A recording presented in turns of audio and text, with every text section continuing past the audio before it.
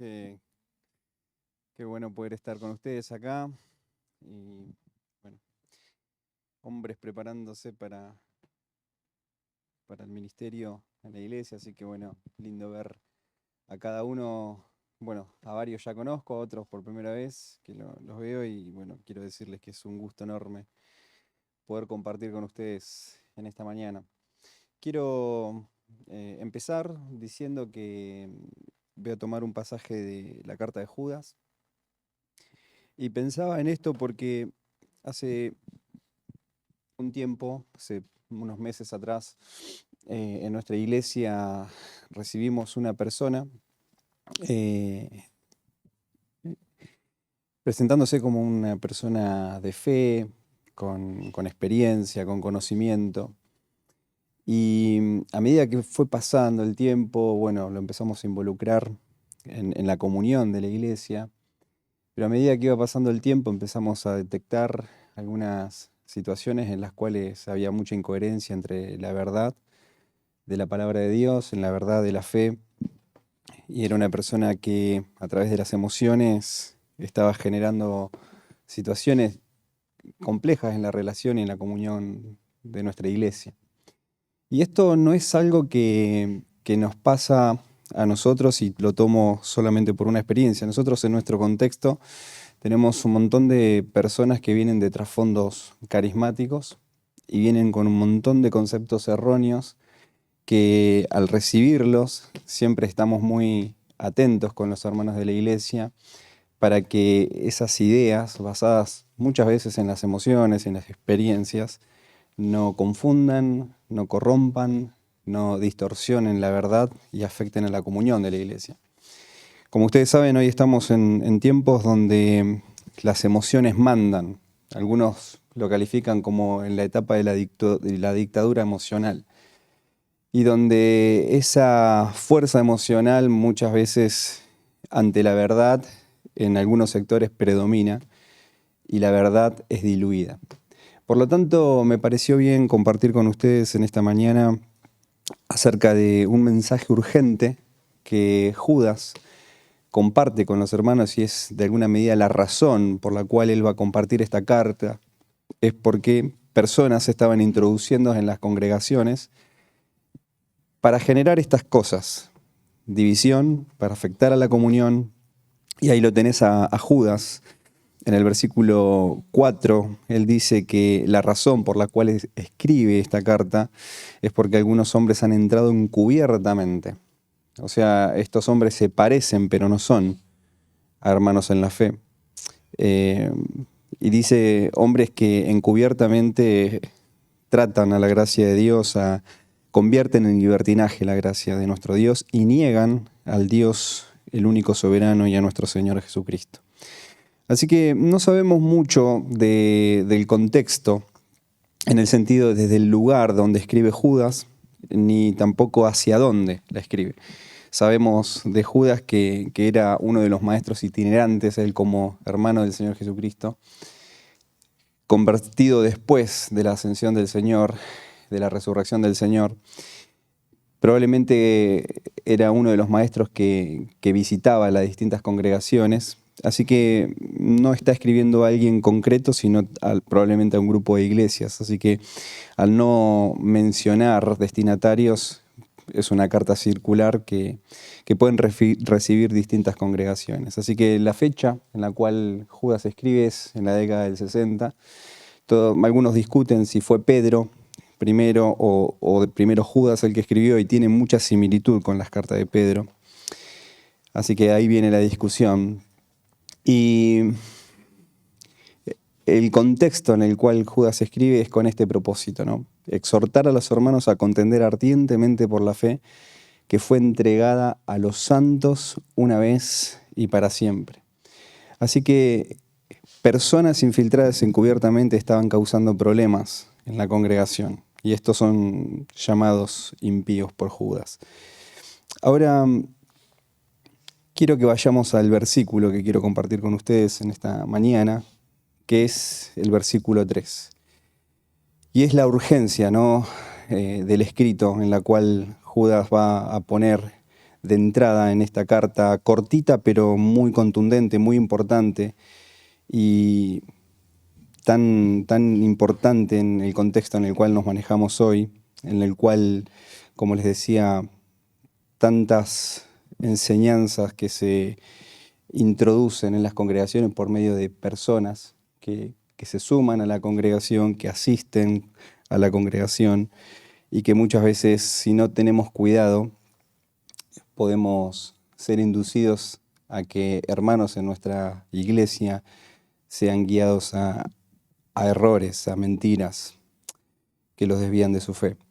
Así que vemos ahí el versículo 3, amados, por la gran solicitud que tenía de escribiros acerca de nuestra común salvación, me ha sido necesario escribiros exhortándoos que contendáis ardientemente por la fe que ha sido una vez dada a los santos. Y acá esta idea de Judas, la razón la da en el versículo siguiente, no en el versículo 4, pero empieza hablando, amados, tenía una gran solicitud de escribir acerca de nuestra común salvación, pero me ha sido necesario escribir esto.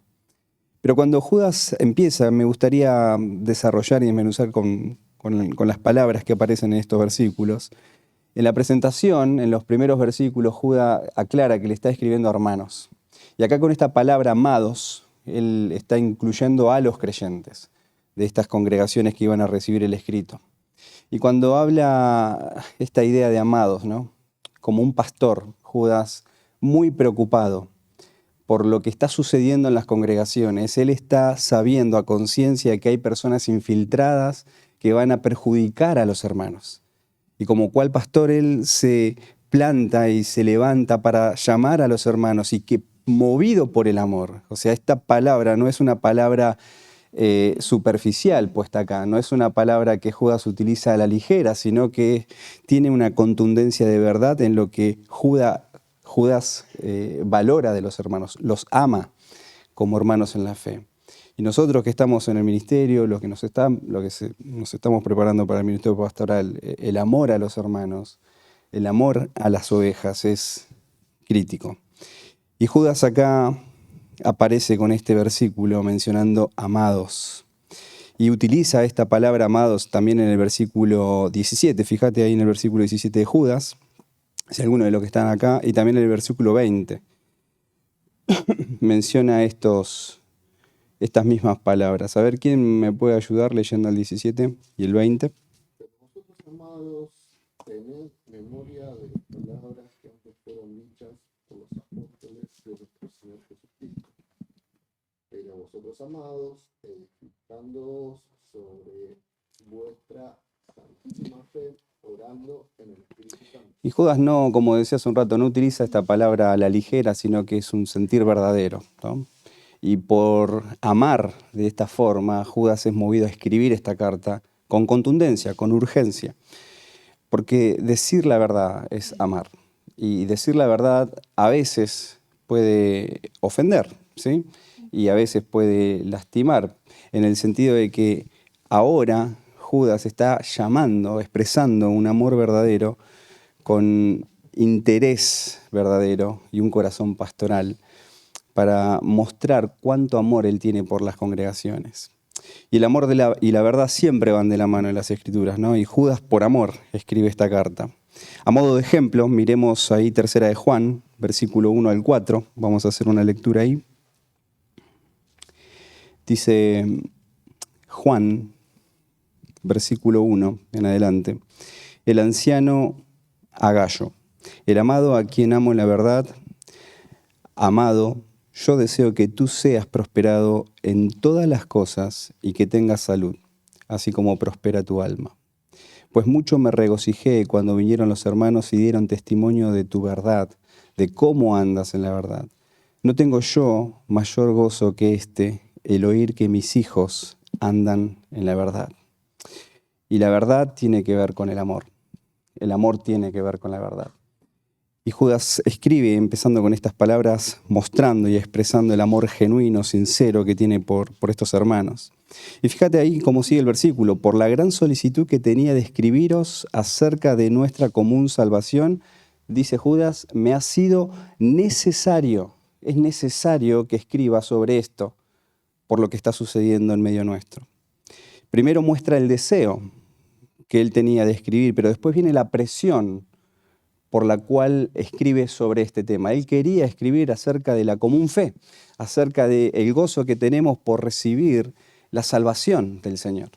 Pero sin embargo fue movido por presión divina a escribir sobre esta advertencia.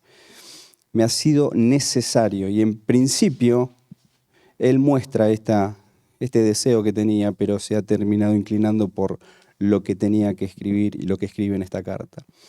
Así que dice Judas, por la gran solicitud. Esta palabra, esta idea, gran solicitud, muestra una fuerte convicción de Judas, y en el texto original esta idea es apresurarse, es levantarse con prisa, ¿sí? Y hacer algo con velocidad. Y Judas dice, esta es la gran solicitud que yo quería escribir sobre la común salvación. Y Judas dice, yo me estaba apresurando para escribir sobre esta común fe, pero me ha sido necesario. Así que él se ocupa de las ovejas como una faceta clave, básica del ministerio pastoral. Y Judas dice, me ha sido necesario escribiros. Y esta idea es muy importante porque es una necesidad. Y yo puse ahí el ejemplo de 1 Corintios 9:16, cuando Pablo habla de que me es impuesta la necesidad. Me es impuesta, ay de mí si no predicare el Evangelio. Es algo que no se puede pasar por alto.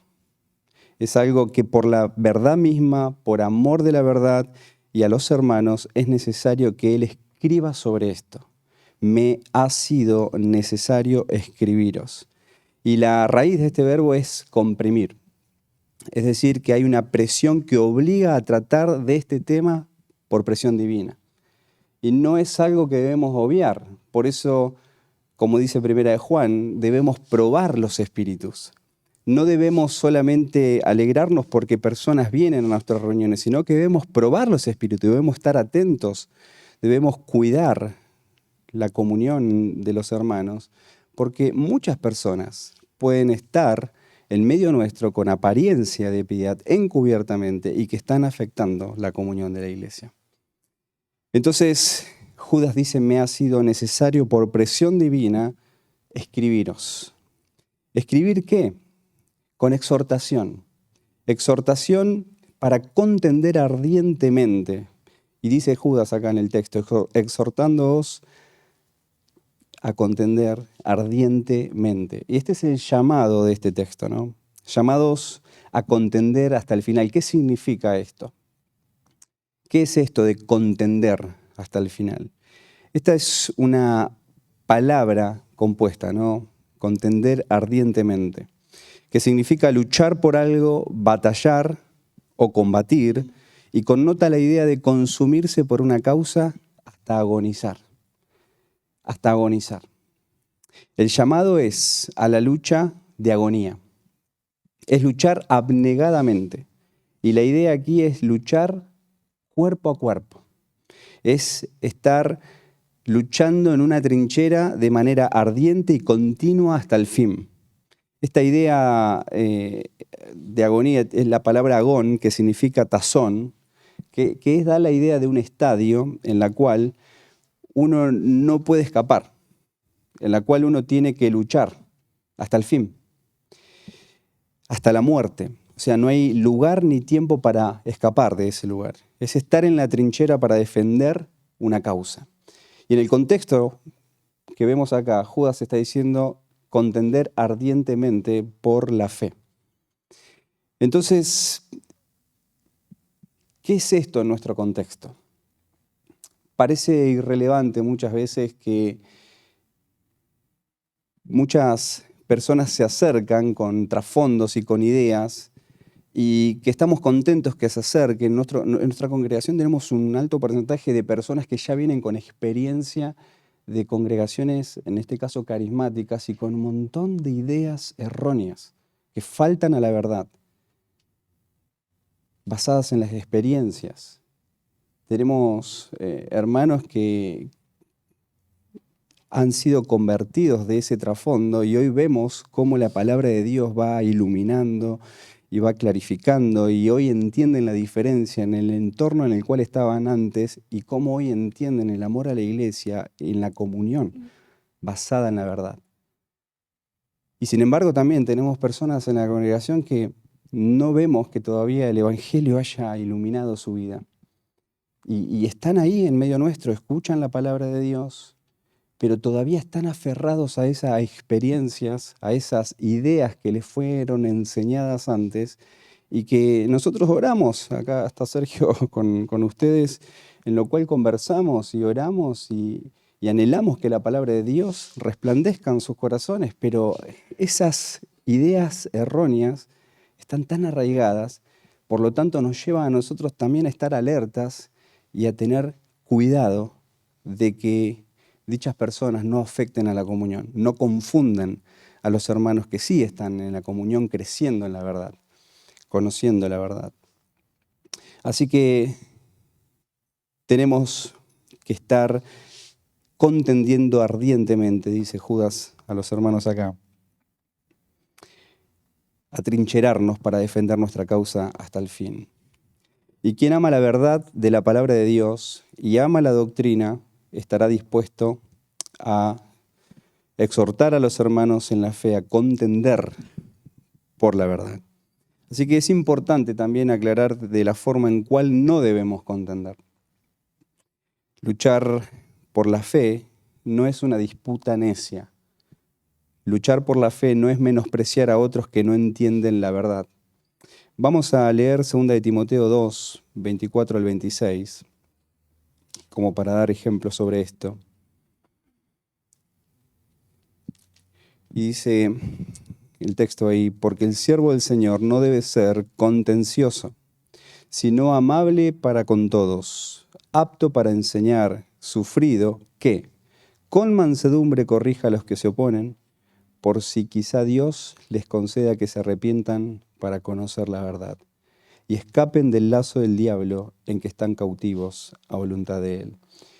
Y esto es algo que tenemos que también tener mucho cuidado, queridos hermanos. A veces, en tanta información que vamos adquiriendo, tanto conocimiento, podemos caer en esa imprudencia de querer imponer, de querer batallar de una forma incorrecta. Otro texto que se me venía a la mente cuando estaba estudiando este pasaje era Primera de Pedro, en el capítulo 3, un pasaje que estamos estudiando o terminamos de estudiar en nuestra iglesia. Dice el versículo 14 en adelante,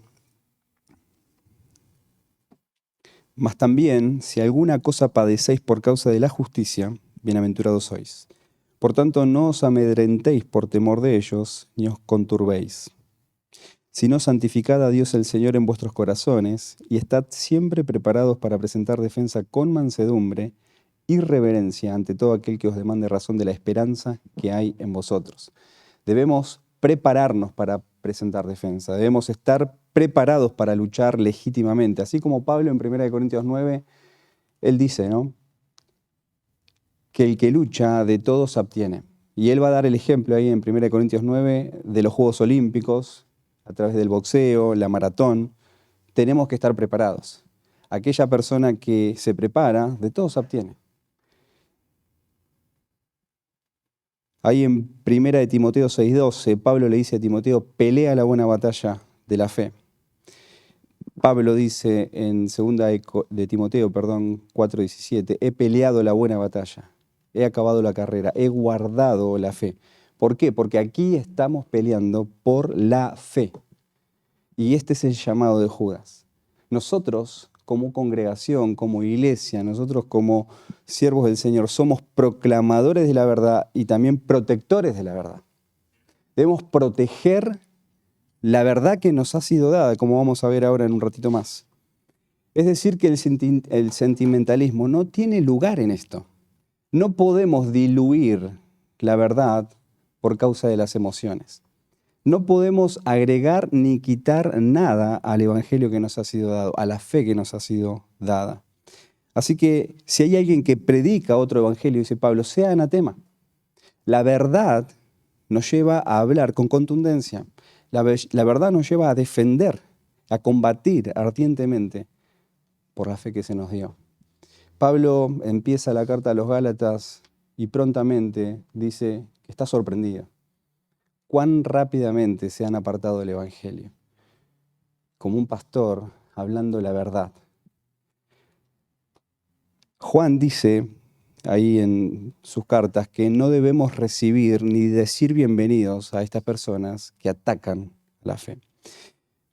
Esta fe, dice Judas acá, que tenemos que contender ardientemente por esa fe que ha sido dada una vez a los santos.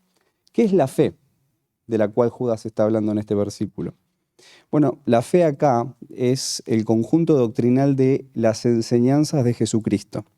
Es la verdad absoluta y completa de la palabra de Dios. Las verdades básicas y fundamentales de nuestra fe cristiana. Esta es la fe de la cual Judas está hablando. La fe está constituida por las enseñanzas de los apóstoles. Ahí en Hechos 2:42, ¿no? Nos menciona que los hermanos perseveraban en la doctrina de los apóstoles. Esa es la base en la cual se edifica la iglesia. Pablo le dice a Timoteo ahí en 1 Timoteo capítulo 6, versículo 20, Timoteo, guarda lo que se te ha encomendado. Guarda, no cambies nada. Guarda lo que se te ha encomendado, evitando las profanas pláticas sobre cosas vanas y los argumentos de la falsamente llamada ciencia. En la segunda carta, Pablo también le dice a Timoteo, retén la forma de las sanas palabras.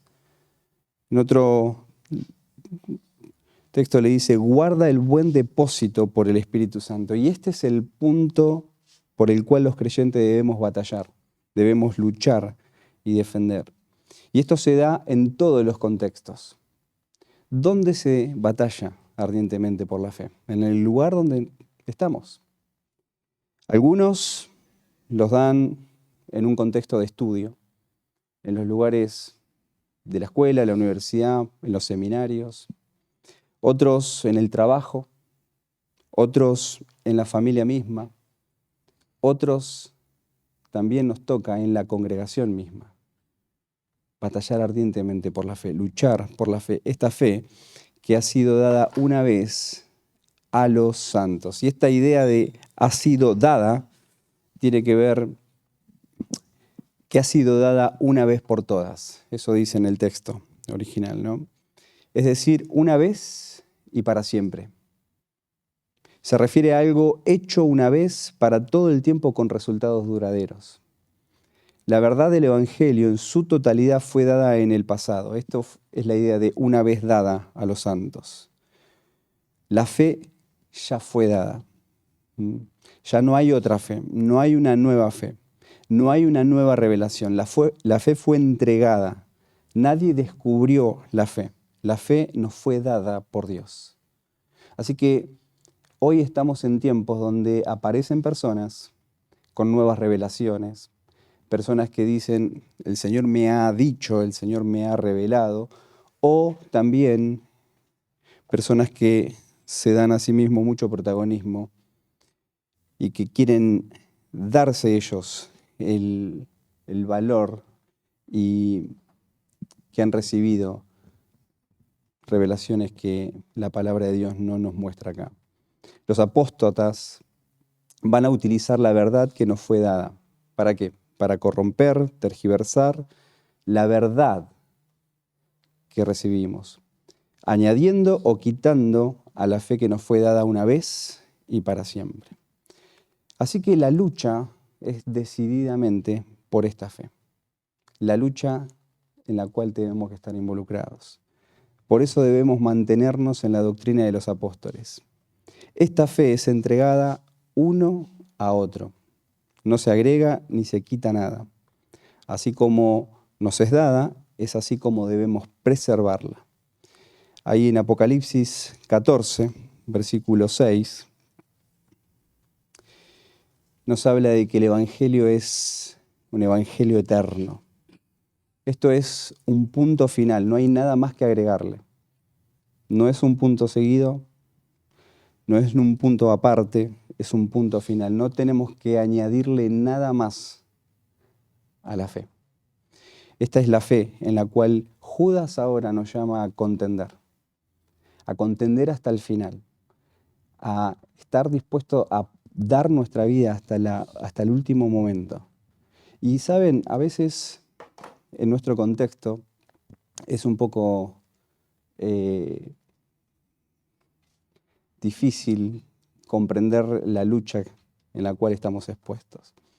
Hace unos días leí la carta, bueno, ustedes conocen, de algunos hermanos que están sirviendo en contextos donde ahora hay problemas bélicos. Y hermanos que a pesar de la situación de crisis están ahí sirviendo al Señor, sirviendo a la iglesia, sirviendo a los hermanos por amor a la verdad. Están ahí en un contexto de lucha y nosotros estamos en un contexto tal vez distinto. Pero eso no quita que somos llamados a combatir en el contexto donde estamos de esta forma, a combatir hasta el final, de una forma continua, de una forma ardiente, estar en la trinchera defendiendo lo que hemos recibido, defendiendo la verdad, defendiendo la fe que nos ha sido dada, predicándola, protegiéndola de no añadir, de no quitar, de no diluir el mensaje, a pesar de que haya ofensas con lo que predicamos, a pesar de que personas, cuando escuchan la verdad, decidan irse de la congregación. El Señor Jesucristo también, predicando sobre la verdad, dice Juan 6 que muchos de los que lo seguían, muchos de sus discípulos volvieron atrás y ya no andaban con Él. Y eso pasa también en el contexto. Nosotros, en este caso que le contaba al principio, hemos hablado con esta persona y lamentablemente no ha sabido aceptar que estaba construyendo sobre el error. No estaba queriendo reconocer de la forma en cómo estaba afectando a la iglesia. Y de un momento a otro dejó de venir. De un momento a otro dejó de estar en medio nuestro. Y eso es lo que sucede con los falsos hermanos, muchas veces, ¿no? Si no pueden lograr su cometido, o se convierten o se van. Y en este caso, esta persona desapareció. Y gracias a Dios, los hermanos mismos han detectado estas anomalías. ¿Por qué? Porque conocen la verdad y estuvieron dispuestos a defenderla. Y estuvieron dispuestos a pararse en la verdad y a confrontar a esta persona que estaba atentando en la comunión de la iglesia. Hasta que con el liderazgo de la iglesia tratamos este tema y con mucho dolor, porque con misericordia hemos hablado, con misericordia hemos tratado con la verdad de la palabra de Dios, llamándolo al arrepentimiento, y ha dejado de estar en medio nuestro.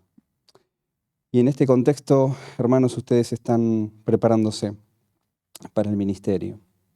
Y todo ministerio ha de estar basado y construido sobre la verdad de la palabra de Dios, sobre la fe que se nos ha dado, en la cual hoy hay tantas ideas dando vueltas, tantas doctrinas, tantas enseñanzas que pueden ser muy sutiles y confundirnos. Y por eso es tan importante aferrarnos a la verdad de la palabra de Dios. Entonces, algunas preguntas. ¿Cuál es el estado de alerta en el cual estamos ante la verdad? ¿Estamos proclamando esa fe que nos ha sido dada? ¿De qué forma? Estamos a lo mejor aturdidos de tanta información, de tanta enseñanza, pero la pregunta es sencilla. ¿Estamos proclamando la fe que se nos dio? ¿De qué forma? ¿Dónde?